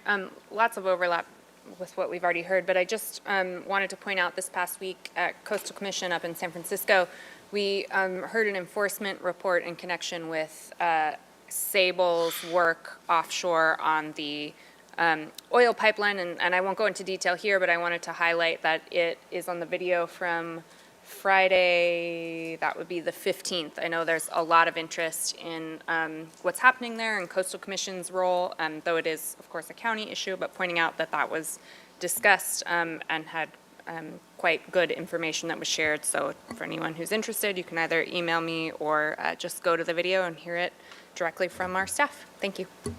Thank you. And as a fellow upper primate, I appreciate you representing me at the zoo for the honoring Rich Block. And I've been given this to read by our PIO. The honor of holding the first official gathering of any kind in the new City Hall will fall to the City Planning Commission, which will hold the first of two meetings on proposed zoning regulations in the council chambers at 7:30 o'clock tomorrow evening. This was from January 1924.